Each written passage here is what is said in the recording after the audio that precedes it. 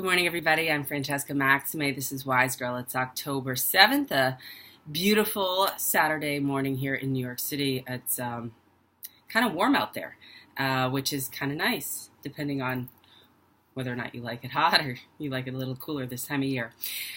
Those kind of polarities is what I'm talking about today, a little bit about race, actually, and sort of what race is as a construct and what does it mean for me personally, because I think it's difficult to sort of talk about it in generalities. So I'm going to just try to stay personal. Most of you know that I'm Haitian Dominican on my father's side, and I'm Italian American on my mother's side. So I was born in this country, in Chicago actually, raised outside of Boston in a predominantly white suburb, the same one that my mom grew up in, and didn't really have a heck of a lot to do with my father's side of the family growing up. And they spoke Creole and French and Spanish, and really didn't understand a lot of what they said, to be honest, when I would go visit them, because my parents were divorced since I was a young girl. And so that kind of shaped my growing up process. I grew up, like I said, with a white family in a white town. And although they were Italian, they had what would now be called white skin privilege and are now considered white. Whereas back then, my grandparents and their parents, my great-grandparents, didn't teach Italian to, my mom and her siblings, or to, their, even my grandparents. They didn't speak Italian at home, just a few little words in dialect here or there. But all the Italian sort of ideas, if you will, about the garden and food and being boisterous and, always being around the dinner table and that kind of thing, that was very much a part of my growing up. Now, I bring this up because as somebody who's always identified myself as triracial, triethnic, multi-ethnic, I never really used race per se as an identifier. I remember the first time that I had to kind of check off boxes, which is when I was applying to Harvard, and they were like, "What are you?" And I was like, "Mom, what's this? I don't even know," and really hadn't ever been something that we really discussed. I had always just been who I was, whatever that is, right? And so I think, checked other, and I just put, I'm Haitian and Dominican and Italian. And then I also wrote my college application essay about I remember it being about what's in a name and how different people, based on how they knew me, would use different names growing up. So some of my friends from high school would call me Fran or Franny, or people in my mom's side of the family would call me, certain nicknames, and then, they would call me Francis or Francesca or whatever. So there were all these different ways of calling me different things based on who other people were. So wherever they were coming from is the word that they would use to identify me, the name they would use to identify me. And I was cool with that. That was kind of, part of what I thought was sort of fun and interesting about having different relationships with people. It made each relationship with each person a little special and a little different. And I was good with that. Now, when I got to Harvard, you're invited to a PreFreshman Weekend, and they invited me to what at that time, I don't know what they do now, was called Minority PreFreshman Weekend. And that meant that I was meeting all of the incoming freshmen from, all around the country and all around the world, but who were identified as not white, essentially, right? So it could be that they were black, or that we were, in this case, black or Hispanic, or it could be potentially Asian even. I don't remember that contingent that well, but that could be me. Maybe it was Southeast Asian. I really don't know. I do remember primarily it was made up of African American or Black American students, and a lot of the folks that I met there became friends, once I entered school, full-time as a freshman, because pre-freshman weekend takes place the spring before, while you're still a senior in high school.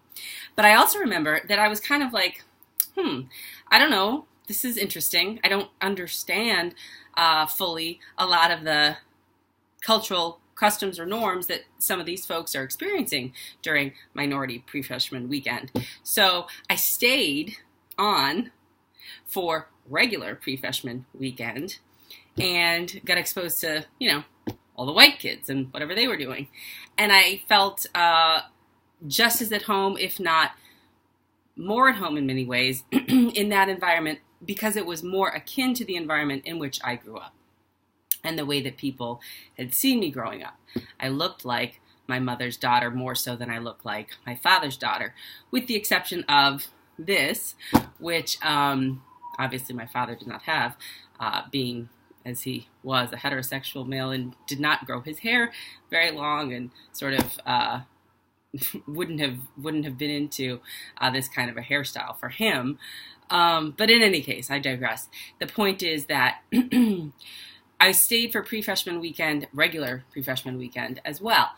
And I guess what I'm trying to get at is what I experienced and what my comfort level was based on how I grew up was different from how Harvard had sort of pegged me and perceived me based on my essay or based on my honesty about my background, right? Like just what my gene pool was. So my experience was that of a middle-class white girl, young woman, but my ethnic identifiers had flagged for the folks at Harvard a racial identity that they thought was othered. And so who knows if they pulled me in because they thought that I was, a part of sort of their attempts at making a more balanced student body in terms of ethnic and racial diversity, or if it was just exclusively on merit or a combination of both, which is most likely. But I do know that it wasn't a kind of a situation where I was given any money or scholarships or anything like that. So it was one in which if you can pay to be here, then you can go.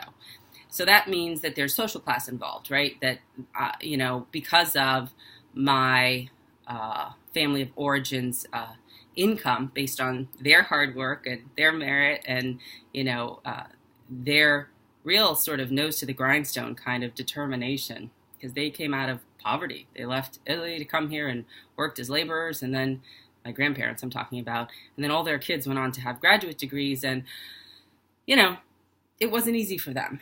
They really, really put their nose to the grindstone, particularly my mother.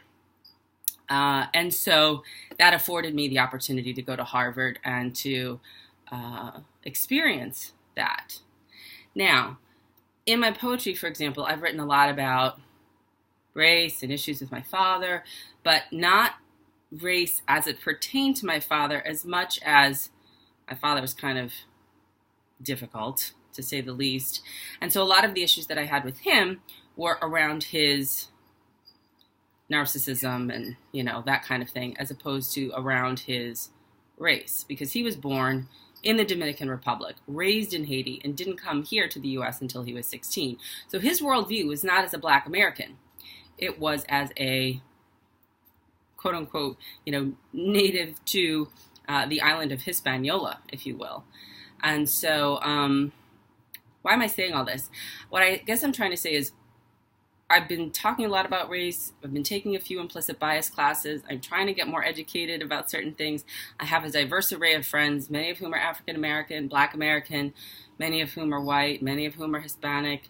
I do think I even have, friends from Southeast Asia, Indian friends, Asian friends, South Korean friends. So what is that to say?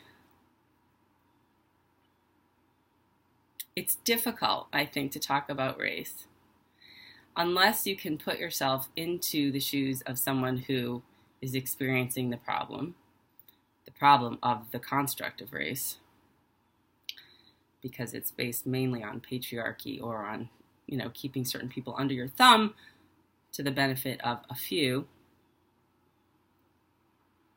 In much the same way that it's difficult to place yourself in a situation that is not your own experience in any walk of life.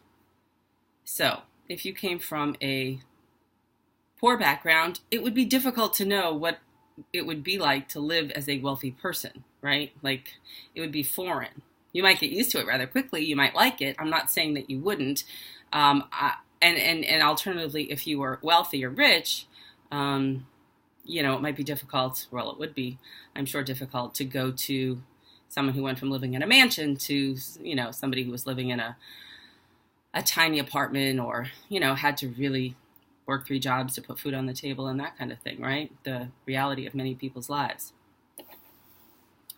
So in this implicit bias training classes that I'm taking, primarily because I was starting to recognize that my experience, although a lot of my friends who were people of color definitely saw me as their sister, and I'm glad, as I've seen them as my sisters, I did not share, and I knew this in college, I did not share the experience, or at least I didn't notice it. Maybe I did, but I didn't notice it.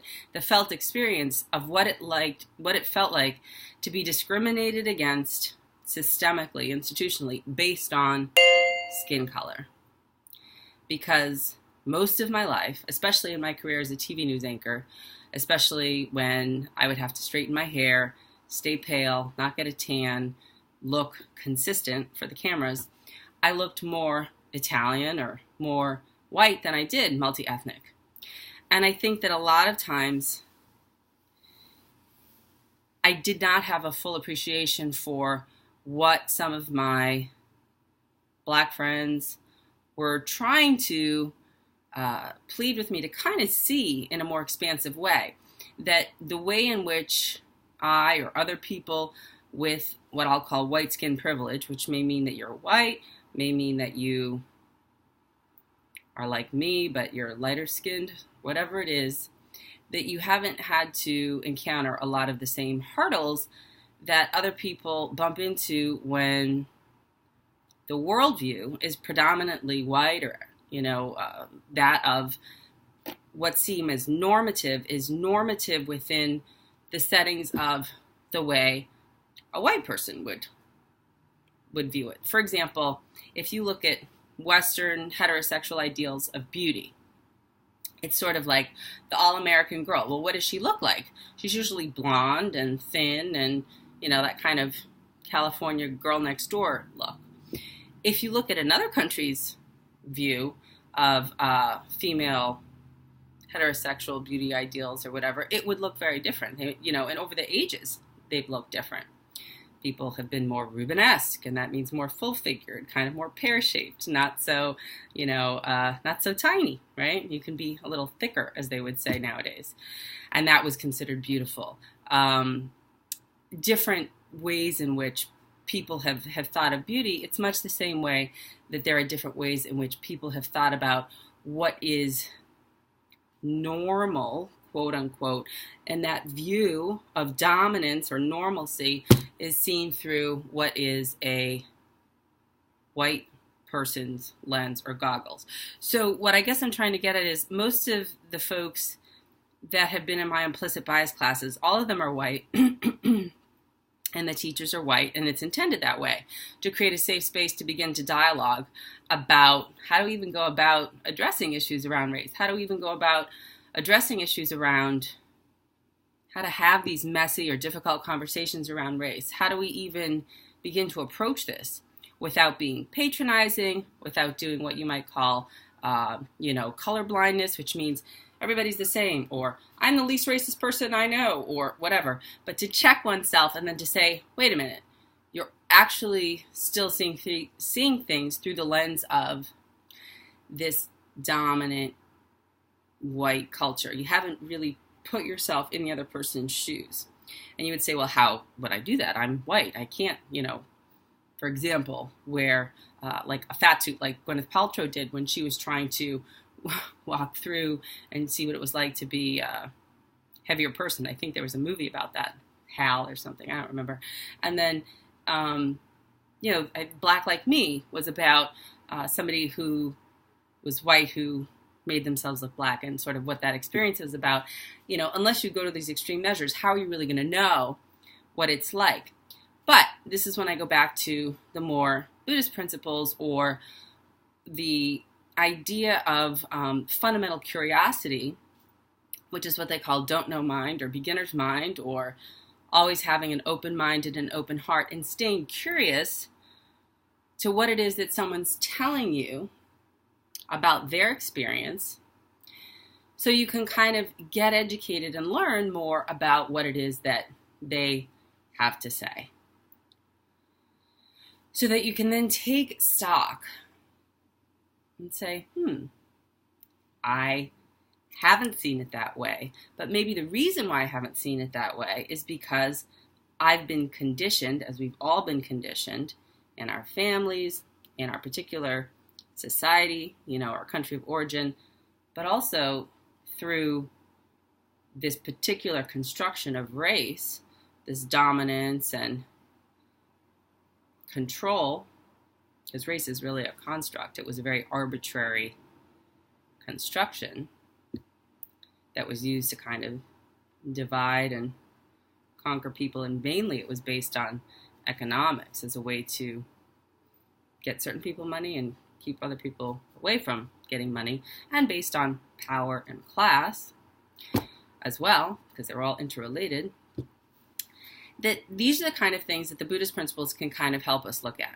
But the question is, how, if I as a white person, or any white person, or a person with white skin privilege, how am I going to be able to look at that and say, oh my God, I didn't know, and not feel stuck in a shame spiral, or back off and be defensive and say, wow, I am so stuck with guilt, and so, what do you want me to do? I didn't do it. And then, people can get defensive and say, I understand why people are complaining all the time, or why we have to do affirmative action, or whatever. No, the reason is because as a nation that was frankly founded on genocide, land theft, and sadly slavery, we need to at least listen to what this legacy means without getting defensive, and know the history of the European migration, meaning how whites even came to come here, and then be able to sit with it, which means cultivating that discomfort within oneself,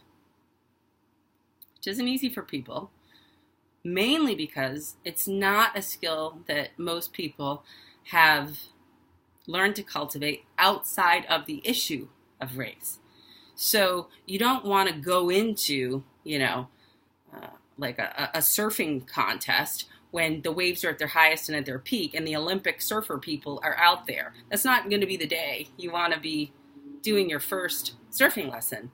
And yet when people step into the conversation of race without doing their own work of building their own self-resourcing, equanimity, inner peace, really looking at their own families of origin, am I somebody who always takes on a feeling of shame because internal to me, I have this issue of inadequacy and unworthiness because I had an alcoholic parent and I always felt like it was my fault to fix everything, or because I was in an abusive relationship and I believe that I was worthless and somehow that has stuck with me, and although I survived that relationship, perhaps I'm not able to really feel safe with anyone.